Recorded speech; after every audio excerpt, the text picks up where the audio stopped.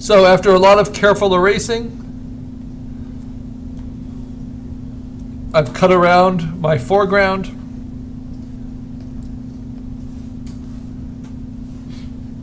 And have a fairly clean edge. If I want to soften the whole thing, this is a nice trick. I can select the background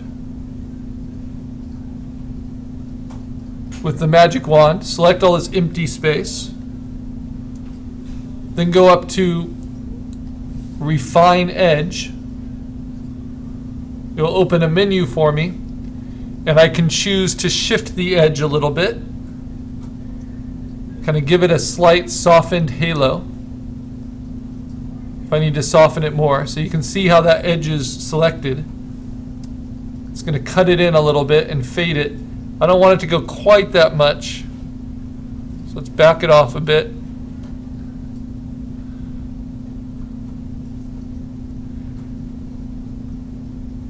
I don't really want to smooth it either. It's just remembering the last settings I used. But I do want to feather it so it gradates a little bit. And I'll get that rim light around my my subject.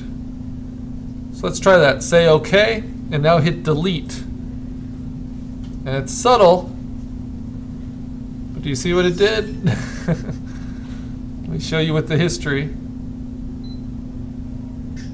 It took that rough edge off of all my eraser work by softening it and blending it in with what was behind. And it gives me a little bit of rim light, and maybe it makes it a little too bright on some areas like that. But here's my solution for that. I simply take this layer, I hit Command T to transform it, I hold down Shift and Option, and it will grow right from the center. And I'm just going to grow it a tiny bit. It was maybe a little too much. Just a little bit to kind of set it into its setting and not have that tiny little rim. Hold down Option and Shift.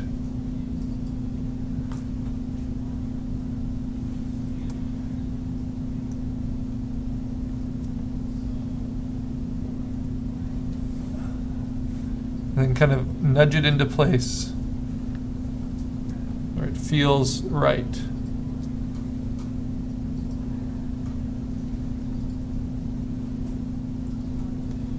Right about there.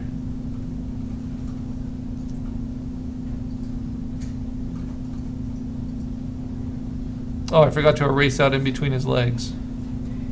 But everything else looks pretty good. Other areas you can just use a soft eraser and blend like so.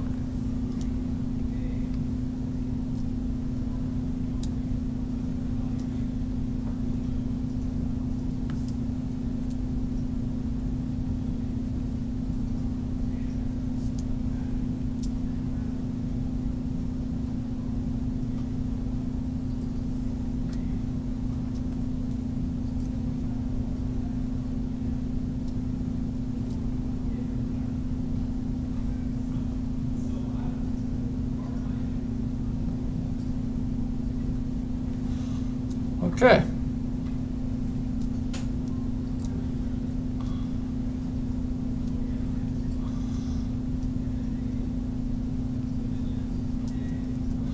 That's going to bug me, so let me fix that. It's always more to work on, sadly.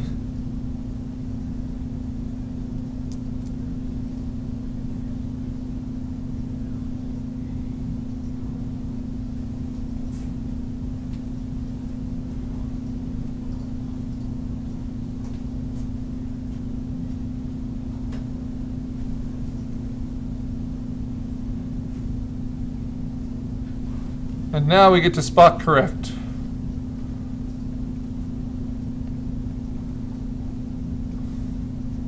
Using dodge and burn on the foreground figurative layers. blend in his legs a little.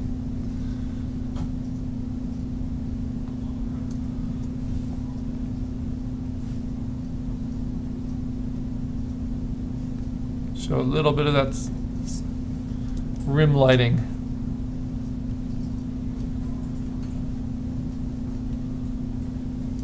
It's too soft. Okay, so now we've got it. There he is in the foreground. Let's make some other adjustments. We can play with the color. We can make it a little bit more red in the foreground, like it is in the photo or in the inspiration. We can make the shadows a little bit more into the purples and cyans.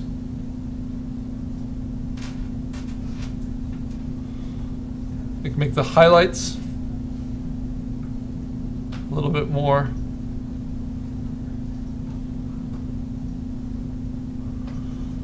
like so. And that can make a big difference. See, it kind of sets the tone. I think the background colors are pretty good, but I could do the same thing there. So now all there is to do is to dodge and burn the figure here. Do that by making a new layer. We know this by now. Fill, a lot of repetition, 50% gray normal. Set it to overlay. Label it dodge so you don't accidentally do other things to it. Use the dodge tool, and we use this to brighten up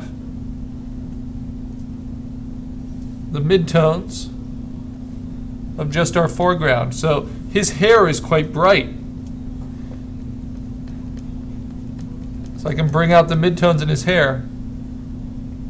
In fact, I might even want to erase back a little bit in his hair. Very low opacity, very soft eraser.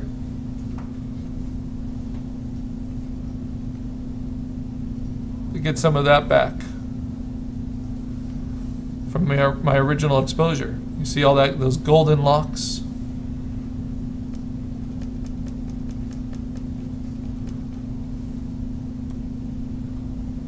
That's a little too much. But you can always try.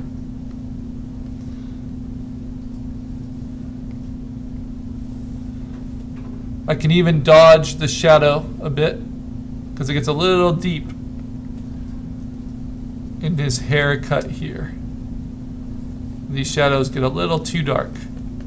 So by dodging the shadow, I'm bringing out what's in the exposure there. As long as I didn't lose it. And if I lost it, I go back. I lost it through processing, not through the shot. So I can erase away. So we really have ultimate control. There's not much else I want to dodge in the foreground. It does have a little bit of rim lighting on his leg there, so I can bring that in. I'm going to get the edges of the rocks.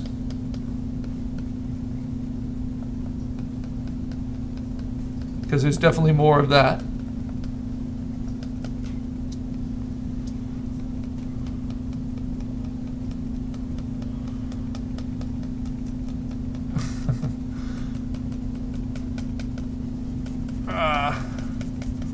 Little spots, brighten it up a little bit.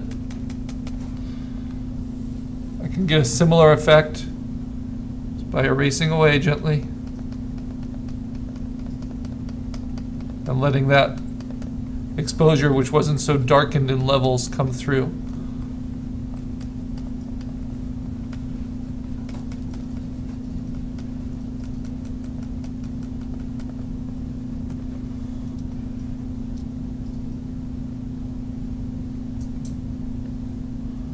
I think I'm seeing a good amount of the texture of his clothing. I can brighten up his neck a little, his ears.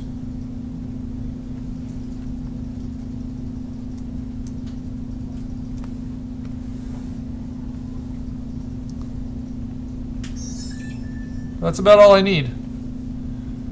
Now, is there anything I need to burn in the foreground? I do it the same way. Edit, fill, 50% gray, switch it to an overlay. Use the burn tool, midtones only. Keep it pretty subtle. This is a powerful tool. If I wanted to darken the shadows in his shirt, I could.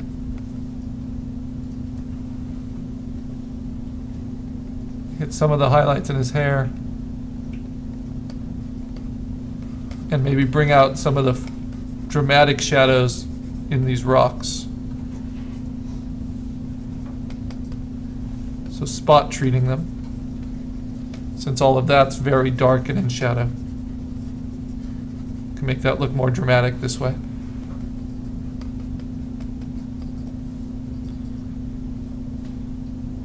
Remember, this is separate from the background. But even here, because it's above everything, I can burn the background at the same time, because these are overlay layers that affect everything.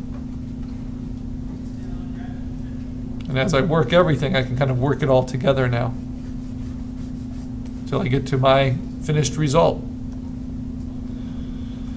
There's only one thing I don't like. I don't like how bright it is on that edge, so I'm going to go back to my original, or my first exposure, and I'm going to burn that directly, just at the edge.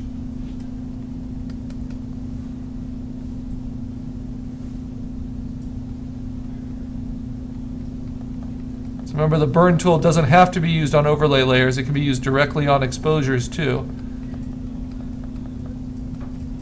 It's just not as easy to modulate. So I just use it for spot treatment when I need it. So that edge isn't distractingly bright. And now it looks distractingly strange. It's because a lot of it's been erased out. Let me see.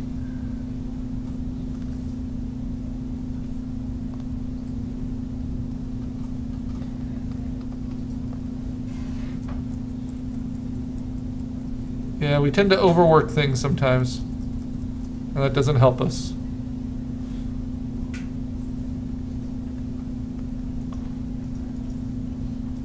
And that might be where just that little rim, I'd go in and I would clone stamp it to finish it off. So for any final alterations, here's the last step before I submit it. I go to the very top, I hold down Option, I go to Layer, and I say Merge Visible, so that everything's on one layer at the top. And then I can go and do final levels adjustments. Make it a little bit more romantic. Limit the shadows a little bit, limit the highlights.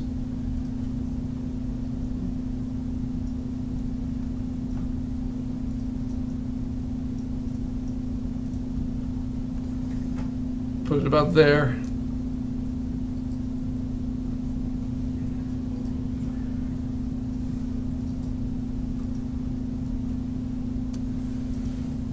And then do a final color balance adjustment. Take the whole thing, either shift it, maybe a little bit more purples in it, magentas, more reds, in the highlights more blues, well, maybe cyans in the shadows. Okay. See, bit of a difference there. Decide how much you think that helps.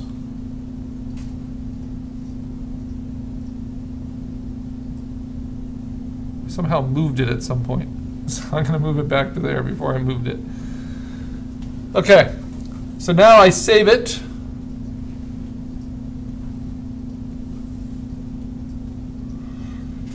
And I save first as a PSD.